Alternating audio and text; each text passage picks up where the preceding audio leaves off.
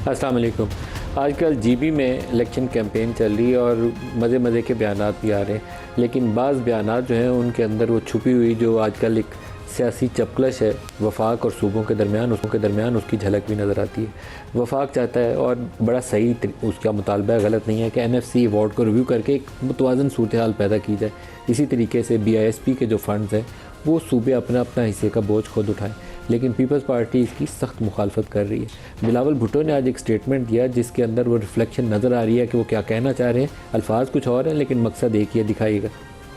सबसे ज्यादा फायदा सूबा पंजाब को हुआ था, और अगर वो लोग सूबा पंजाब का 18वीं तरमीम का फायदा, सूबा पंजाब की NFC का जो फायदा है उसको अगर वो तहफ़्फ़ुज़ देने के लिए तैयार नहीं है, तो वो आपका कौन सा 18वीं तरमीम का या आईनी हकूक का या माली वसाइल देंगे। वो पंजाब के हकूक पे जो सौदा करने के लिए तैयार बैठे हैं वो गिलगित बल्तिस्तान को बेच देंगे।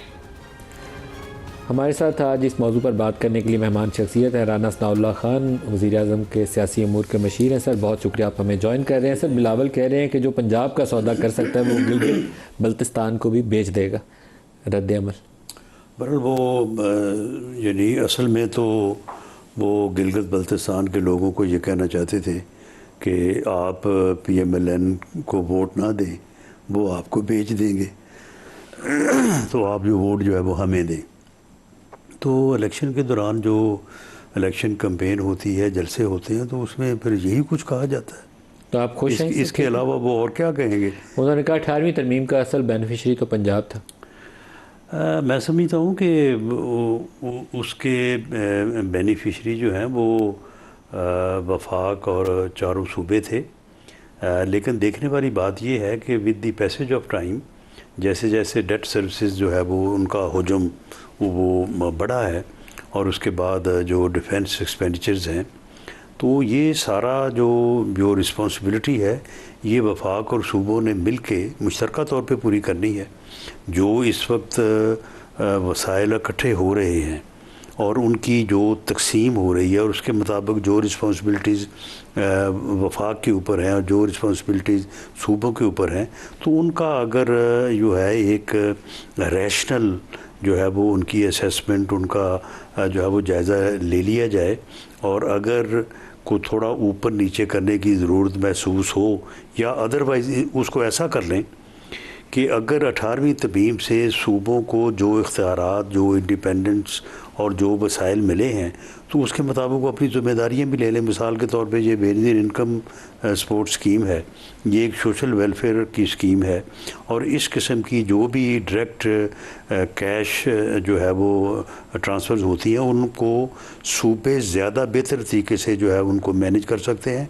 और ये वैसे भी 18वीं तरमीम के बाद सूबों की रिस्पॉन्सिबिलिटी है, तो ये सूबे अपने तजवीज़ है, ये सूबे पीपल्स पार्टी मुखालफत कर रही है। पीपल्स पार्टी इसके ऊपर मुतफिक नहीं है, लेकिन पीपल्स पार्टी का मुतफिक ना होना हमें अपनी तजवीज़ के ऊपर बात करने से तो नहीं रोक सकता।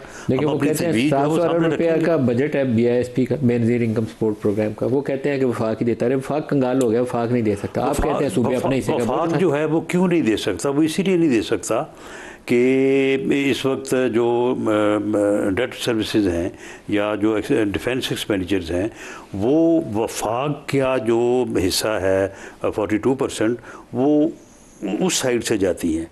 वरना अब अगर डिफेंस एक्सपेंडिचर्स हैं तो डिफेंस जो है वो कुछ सिर्फ वफाक का तो डिफेंस नहीं है, वो इस मुल्क के चप्पे चप्पे का है, इस मुल्क के हर हिस्से का है, हर सूबे का है।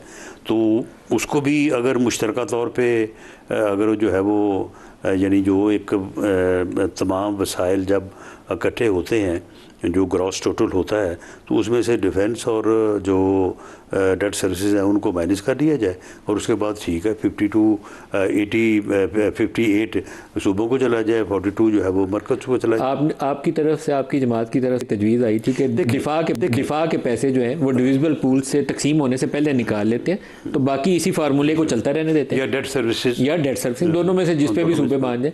पीपल्स पार्टी ने इसकी मुखालफत की है। देखिए बात ये है कि देखिए अगर एक ज़रूरत सामने है, पीपल्स पार्टी क्यों मुखालफत कर रही है?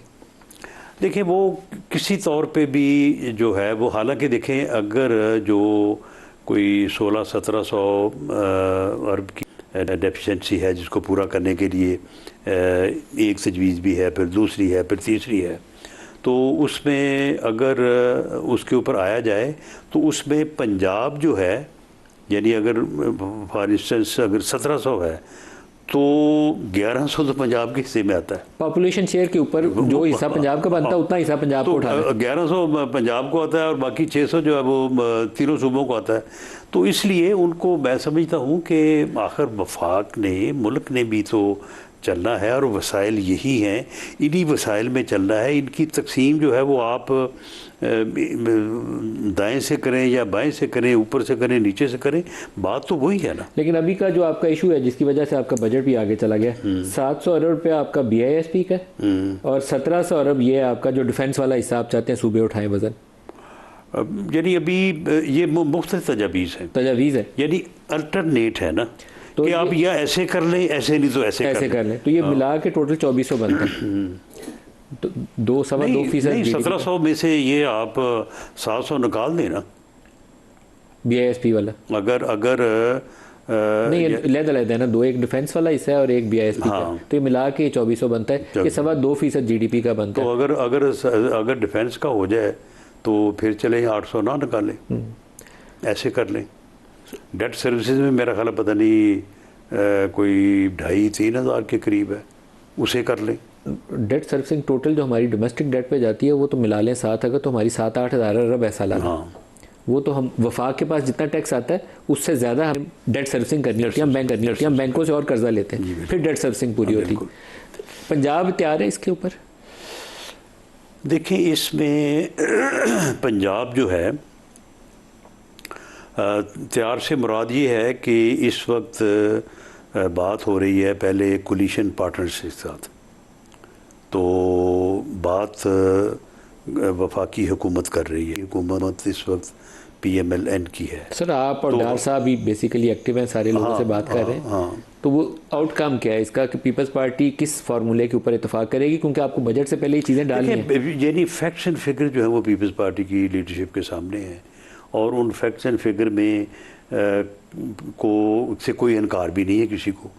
यानी अगर यानी जो डिविजिबल पूल है उसमें ये वसाइल हैं, इसमें से 42 इस साइड पे है, 58 इस साइड पे है, यहाँ पे 52 में से ये चीज़ें जो हैं ये रिस्पॉन्सिबिलिटीज़ हैं।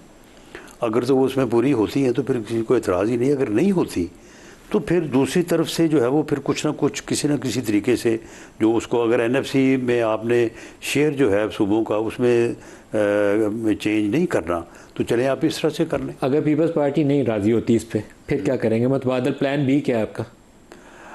देखिए इसमें जो यानी बजट है वो विद इन दीज रिसोर्सेज जो है ना वो बन नहीं पा रहा, बैलेंस इसके बगैर होना ही नहीं। हाँ, बाकी तो फिर इसके बगैर तो फिर वही है कि फिर लोन लें, फिर बैंकों से और कर्जा लें, जो कि साल से ये प्रैक्टिस भी होती आ रही है।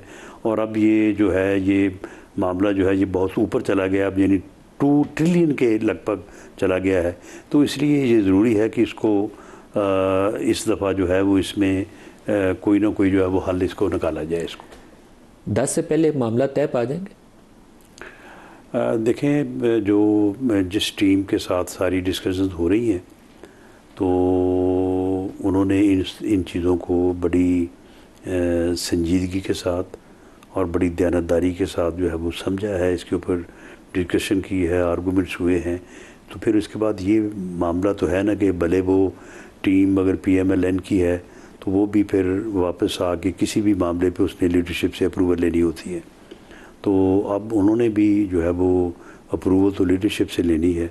तो leadership means Bilawal Bhutto Zardari and president Zardari.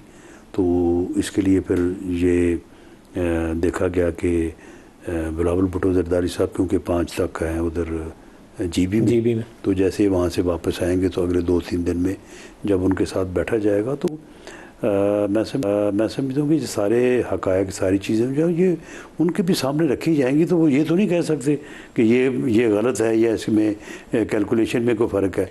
सारी चीज़ें जो है वो तो ऑन रिकॉर्ड है। जो उनकी मुज़ाकराती टीम थी हमारे, वो अच्छे से अंडरस्टैंड करते हैं इकॉनमी के नंबर्स को। खुद उन्होंने फाइनेंस मिनिस्ट्री कुछ अर्सा चलाई भी हुई है। शहरी रहमान का मेरा नहीं ख्याल है कि इकॉनमी के ऊपर अंडरस्टैंडिंग है। नहीं, शहरी रहमान भी इन चीज़ों को समझती हैं। नवीद कमर साहब बहुत अच्छी तरह से वो बेहतर समझते हैं। मुराद अली शाह थे, वो तो गुस्सा खा गए, नाराज़ हो गए वो दरमियान में।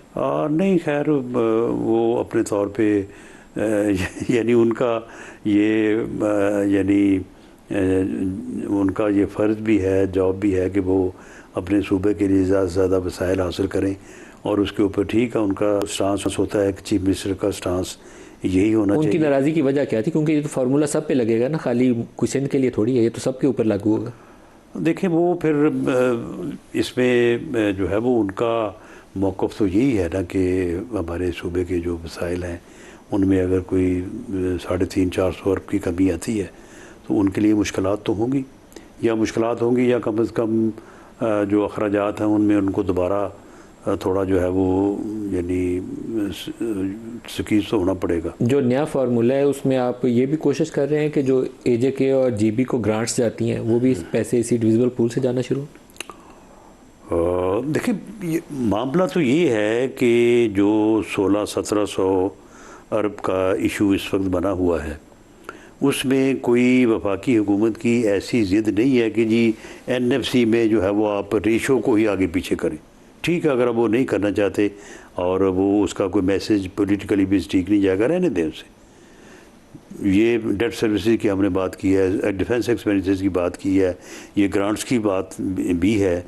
इसी तरह से जो बिसप है उसके तकरीबन कोई 812 अरब, मुझे आज बताया जा रहा था कि वो को 812 अरब अगले साल बढ़ जाएगा, को 812 अरब है वो है। इसी तरह से कोई एक दो और चीज़ें भी हैं। तो अगर नॉट इन दिस वे तो ठीक है, इन दैट वे कर दिया जाए। राना साहब, ये होना तो लाजमी है बजट से पहले।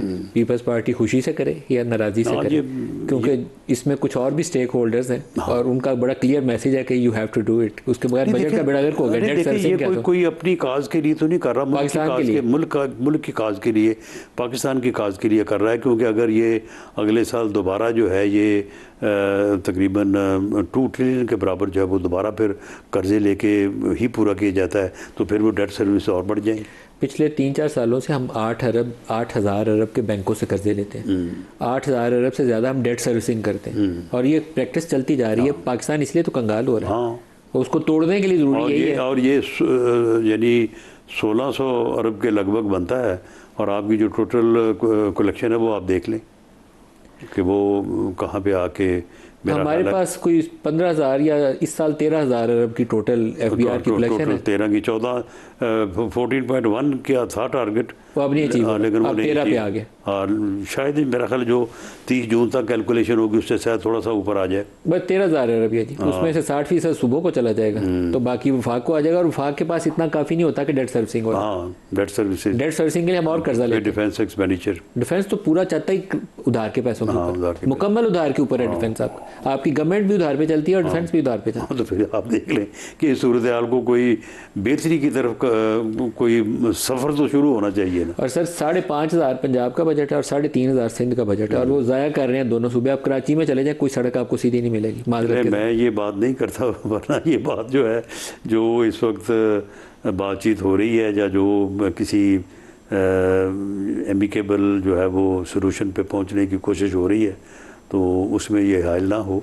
नहीं सर, पंजाब में भी आप क्या कर रहे हैं, कचरे के डब्बों के ऊपर मरियम ने तस्वीरें छापी हुई हैं। आपका पैसे का सही इस्तेमाल होना चाहिए। मेरे और आपके टैक्सों का पैसा है, मेरी सैलरी से कटता है, आप लोगों की सैलरी से कटता है। नहीं, इसमें तो कोई शक नहीं कि सही इस्तेमाल जो होना चाहिए। लेकिन सूबाई हुकूमतें जो हैं वो इन चीज़ों को, वेलफेयर सर्विसेज को, बल्कि 18वीं तरमीम के बाद वेलफेयर सर्विसेज जो है वो है ही सूबों का काम और कोई सूबा भी नहीं कर रहा।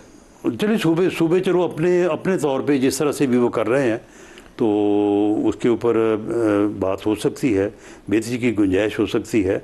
लेकिन अब ये कहा जाए कि नहीं ये क्योंकि मरकज़ के ज़ुम्मे है तो अब मरकज़ नहीं, जैसे हम ये नहीं कह रहे कि आप इसको बिशप को बंद कर दें, चलें, ये सूबे जो हैं वो सूबे अपने तौर पे सूबे जितना मर्जी चलाएंगे अपने मैनेज अवाम भी के करें और बेशक इसमें इजाफा भी करें, बिल्कुल इसको डबल कर लें, लेकिन अपने वसाइल से करें। अपने वसाइल से करें। राना साहब, सूबों ने असल में 18वीं तरमीम में जो पैसे लिया है ना, इसके नीचे इन्होंने काम करना था, प्रोविंशियल फाइनेंस कमीशन बना के ये डिस्ट्रिक्ट्स को पैसे देने थे, मुकामी डिस्ट्रिक्ट को, हुकूमतें बनानी बल्कि थी। ये तो जिस फार्मूले के ऊपर वफाक से सूबों को जाते हैं उसी फार्मूले पे डिस्ट्रिक्ट को जाना चाहिए, और डिस्ट्रिक्ट से उसी फार्मूले पे मैं समझता हूँ यूसी तक जाना चाहिए। तो वो बैठा हुआ है, जो सूबाई आपके दारुल खिलाफ हैं वो कब्जा करके पैसों पे बैठे हुए हैं। हाँ, बस वो ये नहीं बन सके। मरियम कभी पैसे पे कंट्रोल नहीं छोड़ेगी, मुराद अली शाह कभी पैसे पे कंट्रोल नहीं छोड़ेगा, सुहेल अफरीदी कभी पैसे पे कंट्रोल नहीं छोड़ेगा, तो कैसे पैसा नीचे जाएगा?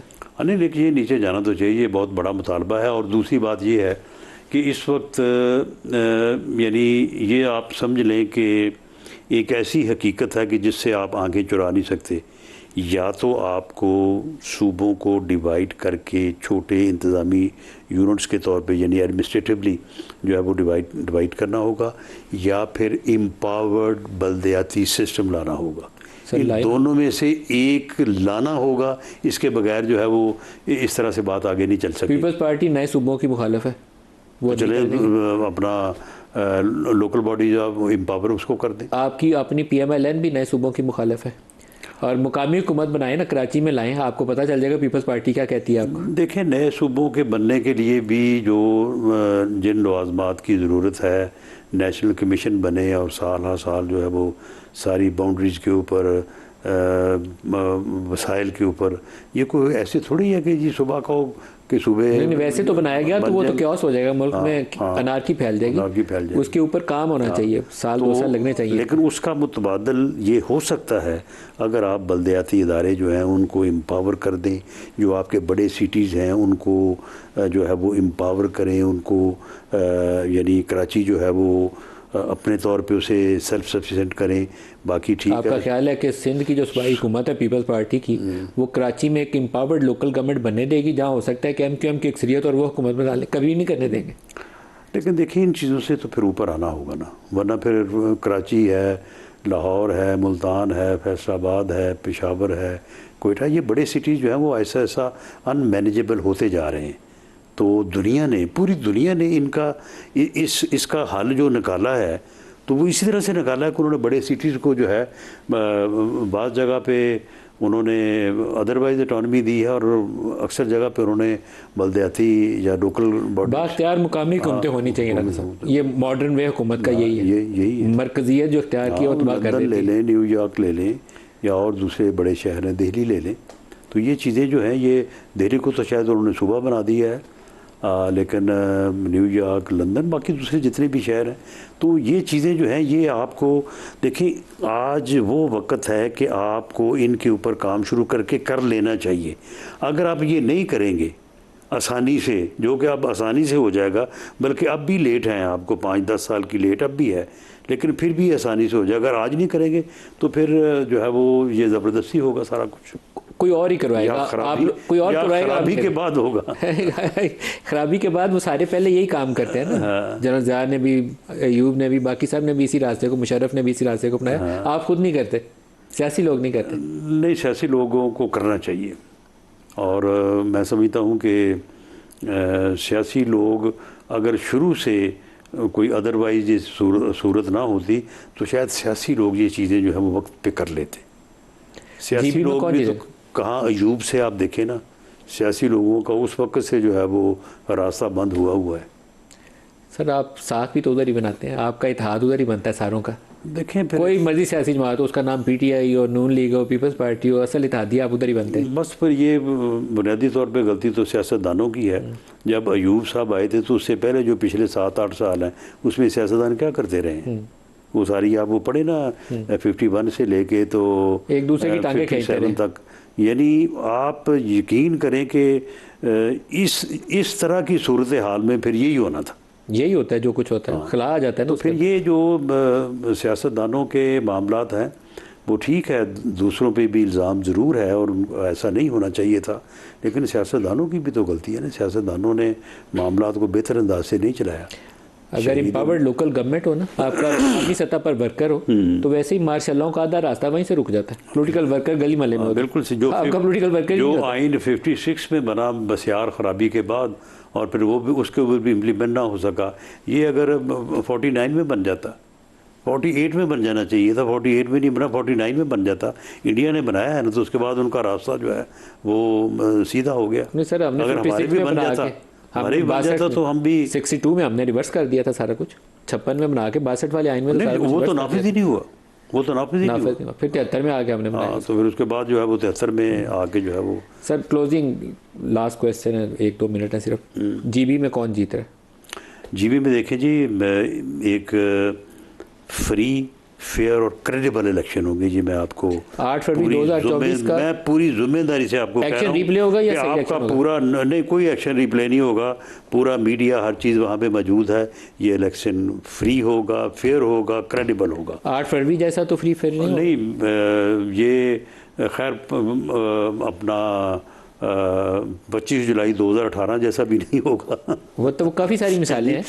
काफ़ी सारी मिसालें। हमारे तो मिसालें, जो लोग ये ताना दे रहे हैं कि जी आपने ये कर लिया, वो कर लिया, आप मुझे बताएं कि ये इलेक्शनों को रिग करने का रवाज कब से शुरू हुआ था? सर आप सारों ने मिलकर डाला हुआ है, किस किस का नाम लें? सारों ने मिलकर आपने देखिए डाला शुरू हुआ है। कब हुआ था, ये भी तो किसी को सोच लेना चाहिए ना, किसी दूसरे को ताना देने से पहले।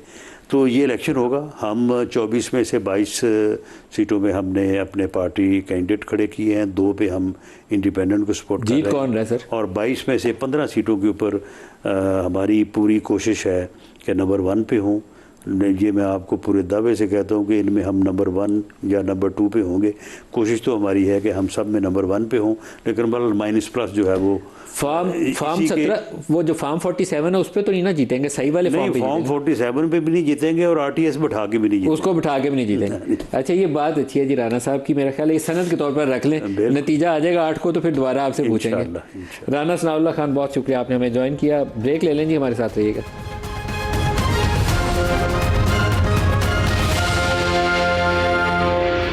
Welcome back. बजट करीब है और पाकिस्तान की एज़ यूजुअल जो चैलेंजेस हैं वो वैसे ही हैं। टैक्सों में ब्रॉड बेसिंग न होने के सबब जो सैलरीड क्लास है 40% हम उनकी तनख्वाहों से टैक्स काट लेते हैं। जो कारोबारी हल्के हैं उनका 50, 55, 60% तक टैक्स का रेट चला जाता है। और इसी तरीके से पाकिस्तान में बरामदात इस साल जो रवां साल के अभी तक के अदादोशुमार है वो पिछले साल से भी कुछ 5.5% कम है। ट्रेड गैप को 35 अरब डॉलर के करीब पहुँच चुका है, 1 महीना भी बाकी है। पूरा करने का कोई तरीका हमारे पास नहीं है। रिमिटेंसेज आती हैं, अब सारी हम इसमें लगा देते हैं। फॉरेन डायरेक्ट इन्वेस्टमेंट पाकिस्तान में आती नहीं है। लोग पूछते हैं कि आपके यहाँ इकोनॉमिक स्टेबिलिटी है, पॉलिसियों का तसलसल है, कैसे पाकिस्तान आगे चलेगा, टैक्स पॉलिसी क्या होगी 3 इयर्स डाउन दी रोड, उसका हमारे पास जवाब नहीं होता। हमारे साथ हैं डॉक्टर ज़ीलफ मुनीर, चेयरपर्सन है पाकिस्तान बिजनेस काउंसिल, और SM तनवीर साहब FPCCI के मारूफ रहनुमा हैं। दोनों को वेलकम करते हैं प्रोग्राम में।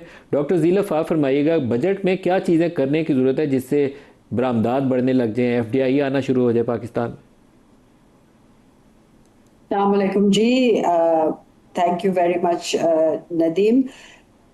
बजट में हमें जो देखने की ज़रूरत है वो ये है कि बजट किस डायरेक्शन में लेके जा रहा है और आगे के लिए क्या दिखा रहा है। क्या ये ऐसा बजट है जो कि आगे इन्वेस्टमेंट के लिए इनकरेजिंग है? क्या ये ऐसा बजट है जो टैक्स बेस को ब्रॉडन कर रहा है? क्या ये इस किस्म का बजट है जिससे आपकी कंपेटिटिवनेस, प्रोडक्टिविटी इंक्रीज होगी? क्या ये इस किस्म का बजट है? इन सब इकदामात की वजह से आपकी जॉब्स क्रिएट होंगी और आपकी प्रोडक्टिव सेक्टर है जो इकोनॉमी का, वो ग्रो करेगा और उससे फिर गुर्बत कम होती है।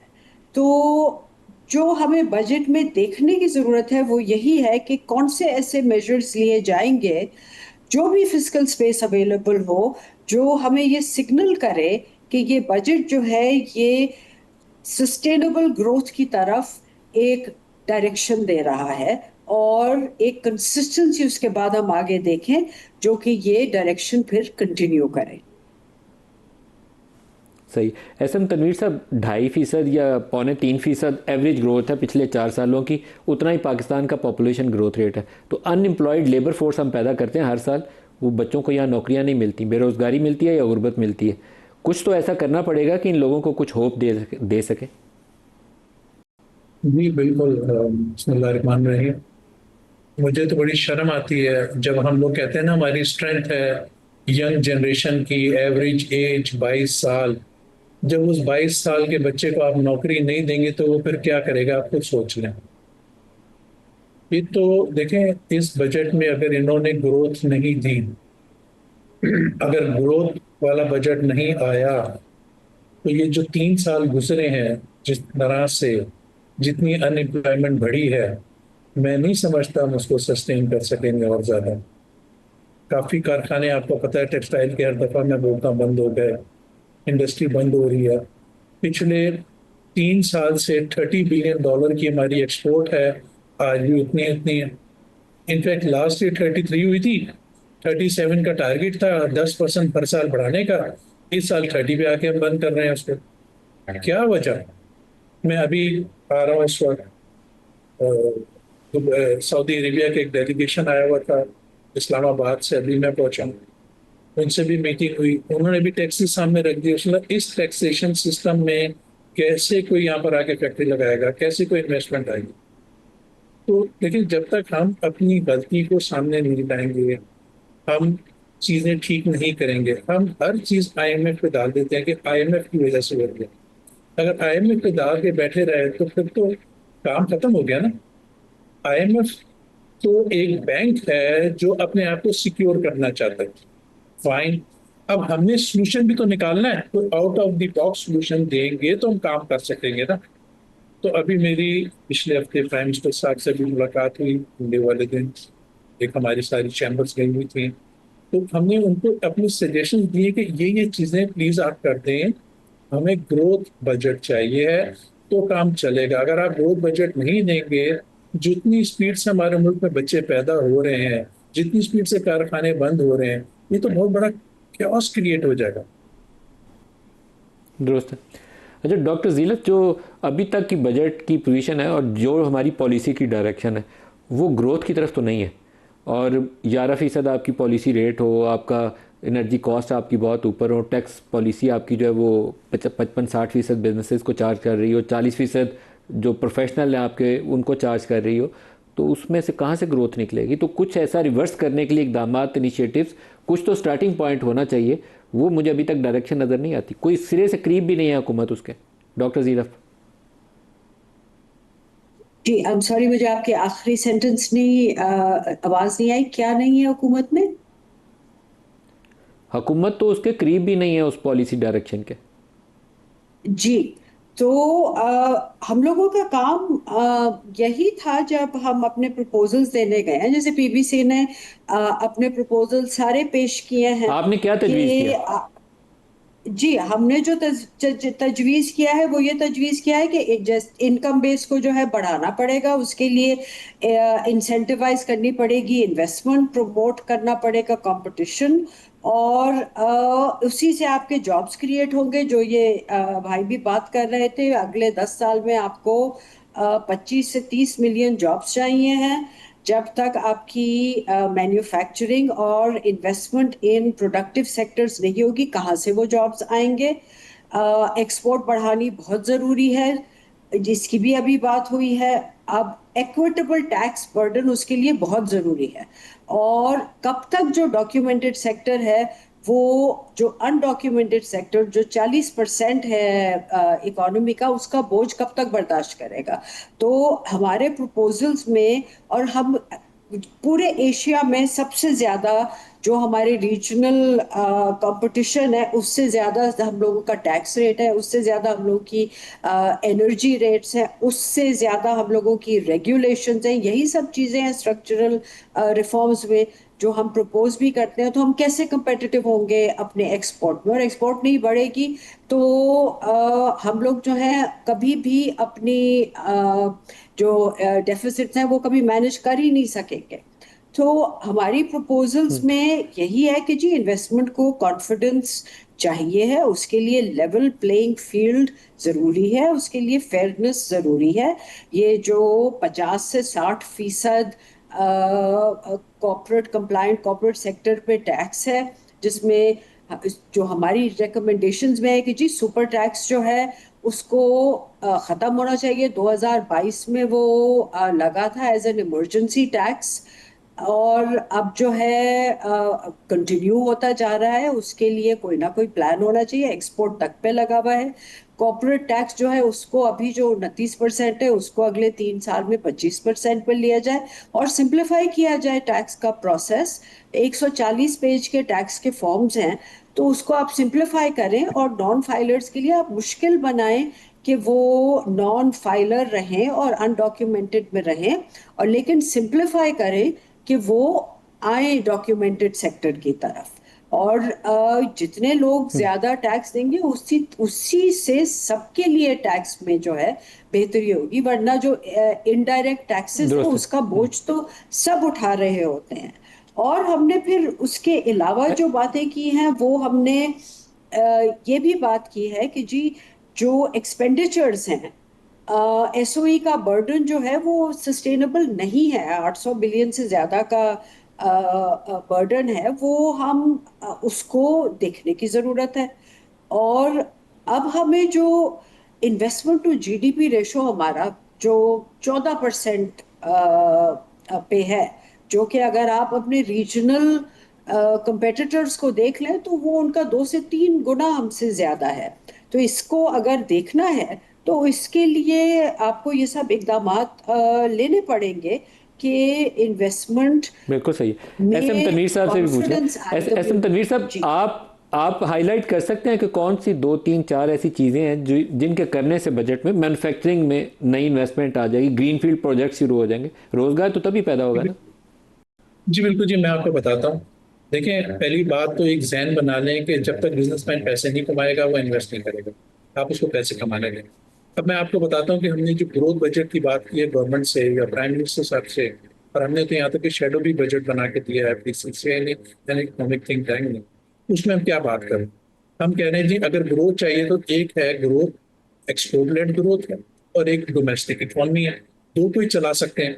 एक्सपोर्ट लेड ग्रोथ को चलाने के लिए अभी जैसे डॉक्टर साहबा ने भी बात की कि हमारे को रीजनली कॉम्पिटिटिव होना है। रीजनली कॉम्पिटिटिव होने के लिए हमारे को अपनी बिजली ठीक करनी है और साथ हमें अपने आप को इंटरेस्ट रेट को कम करना है। अब आ जाए दूसरा, हमने ये भी सजेस्ट किया कि जो आदमी 10% लास्ट ईयर से एक्सपोर्ट बढ़ाएगा उसको 10% उसको रिबेट दिया जाए डीएलटीएल के फॉर्म में। जब आप उसको कोई चीज ऐसे इंसेंटिव देंगे तो लोग आगे चलेंगे ना। तो जो 10% ग्रोथ करेगा 3 साल से तो हमारी एक्सपोर्ट ही नहीं बढ़ी। और टैक्स सिस्टम जो चल रहा है उसको पुराना जो एफटीआर था फिक्स टैक्स रिजीम उसके ऊपर लेकर जाएं। ये इतने बड़े बड़े 64% टैक्सेस लगाकर इंडस्ट्री नहीं चल सकती। तो एक्सपोर्ट इंडस्ट्री को आप रीजनली कॉम्पिटिटिव कर दें और साथ ही उसको 10% आप सब्सिडी दें डीएलटीएल के फॉर्म में कि वो जितनी ज्यादा एक्सपोर्ट लेकर आएगा। उसके बाद आ जाए लोकल इकोनॉमी के ऊपर, डोमेस्टिक इकोनॉमी पे। डोमेस्टिक इकोनॉमी में एग्रीकल्चर है और डोमेस्टिक इकोनॉमी में हाउसिंग लेड इंडस्ट्रियल रिवाइवल है। हाउसिंग में हमने कभी भी फाइलों की बात नहीं की। हम जब हाउसिंग की बात करते हैं हमारे पे आते हैं हम फाइल की बात कर रहे हैं। फाइलों के हम खिलाफ हैं। हम चाहते हैं हमारे मुल्क में घर बने, हम चाहते हैं हमारे मुल्क में प्लाजास बने। अब वो सारा काम रुक गया हुआ है। उसके ऊपर इन्होंने क्या किया है कि एडवांस टैक्स लगा दिया 236C 236K। पहले एक आदमी करोड़ रुपए का एक प्लाट लेता था, करोड़ रुपए का घर बनाता था, 30-40 लाख रुपए कमा लेता था, उसको 35 लाख रुपए का एडवांस टैक्स लगा दिया। अब ये कहते हैं आईएमएफ नहीं मानती। जब हम आईएमएफ के पास गए हैं तो आईएमएफ कहती है हमारा एडवांस टैक्स से क्या ताल्लुक है, हमें तो वो पता है जो टैक्स हमारी किटी में आता है उसकी बात करें। तो ये जो 236E और 236K इसको खत्म होना चाहिए। ये इंडस्ट्री अगर चलती है, हाउसिंग बिल्कुल इंडस्ट्री सही। चलती है, तो इसके साथ 80 इंडस्ट्री है। उस 80 इंडस्ट्री ने चलना है, उसको हमने चलवाना है। उसके लिए भी हम काम कर रहे हैं कि अगर ये अब गवर्नमेंट ने एक अच्छा बिल्कुल काम सही किया है। हमारे प्रोग्राम का वक्त साथ खत्म हो में। गया। एस एम तनवीर साहब, डॉक्टर जीला, आप दोनों का बहुत शुक्रिया। आज के लिए इतना ही इजाज़त दीजिए। अल्लाह हाफिज़।